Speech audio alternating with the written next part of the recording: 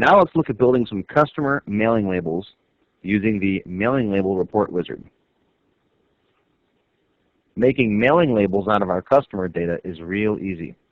Let's click on Reports, and today we're going to use our first wizard. So let's click on New. Let's select Label Wizard.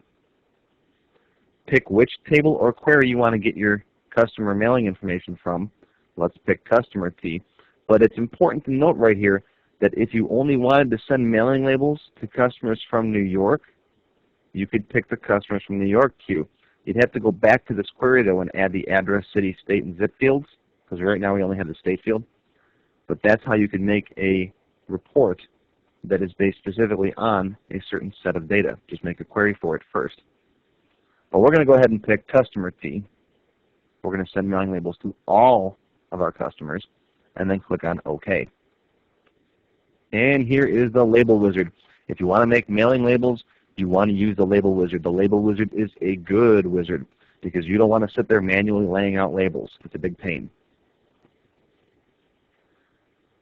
So the first thing you should do is pick your label manufacturer. Now, I generally use Avery labels. So if you drop this box down here, you'll see there's a whole bunch of different ones. Avery is pretty much the industry standard. And if you buy generic labels, like from Office Max or Office Depot, they generally have an Avery compatibility number.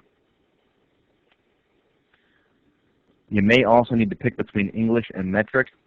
Here in the States, I'm going to use the English numbers. And I'm looking for the Avery 5160s. Let's scroll down the list here and see if we can find them. 5160s, here they are. Those are the ones where you get 30 on a page, where you get 3 columns, 10 rows. Those are the most popular mailing labels. So once you find the mailing label size that you want to use, go ahead and click on Next. Next, you're asked which font and color you'd like your text to be in. This is Arial 8-point, and then light with black text. I'm going to stick with this and click on Next. Next, we're asked to create a prototype label. In other words, we're going to tell the wizard what fields we want on the label and in which order, and then it will build all the labels for us. So basically, what do you want your label to look like? Well, I want first name. Hit the little button here to bring it over. And then I want a space between the first name and last name, so I'll hit space on my keyboard. There's a space. And then last name. Hit the little button. To move down to the next line, press Enter on your keyboard. Company name. Bring it over. Don't worry, if there is no company name, Access won't leave a blank line there. It'll skip it. Enter. Let's come down here and find address. Enter. Notice how I double-clicked instead of clicking on this little button. City, space, state, space, zip, space, country. And there we go. And yeah, if you want to put a comma in here, you can. You can just simply click there and stick a comma in. I'm not going to, though.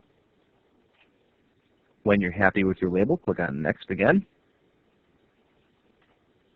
Next, you're asked if you want to sort by any particular field. Let's say you want to sort by zip code. If you do any bulk mailing, you have to sort by zip code and then by address. If not, you don't have to sort them. Click on Next.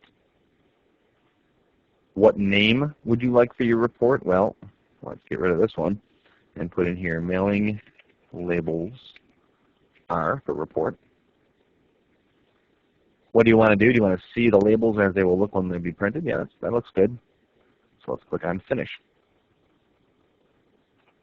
And there we go. There's our mailing labels. Now notice my mouse has turned into a magnifying glass. If you click, it zooms you out so you can see a preview of the whole page. I can then click again to zoom in to any one particular area. And there we go. If you have more than 30 labels, which I do not, you can click on the navigation buttons down here to go to the next and previous pages, and so on. There are some nifty buttons up top here. For example, this drop-down box will let you zoom in or out. So you can zoom out a little bit to 75% or in to 150.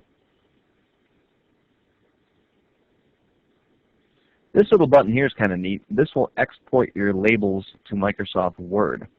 Let's say you want to make some changes here and there, or you want to customize them a little more. You can actually export your labels to Word or Excel.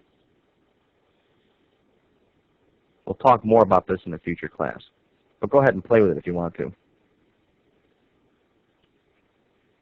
When you're ready to print, just hit the printer button over here, and that'll send it right to your default printer. Or you can click on File, and then Print ... to bring up your printer dialog box where you can specify the number of copies and other options for your printer. I'm going to close this printer dialog box for now and close my mailing label report. And now I'm back to my database window. Now, once again, the beauty is anytime in the future that I or another employee wants to generate these mailing labels, all we have to do is double-click on the mailing labels R. You, the Access developer, have done all the work. All we have to do is run the report or run the query or open the form.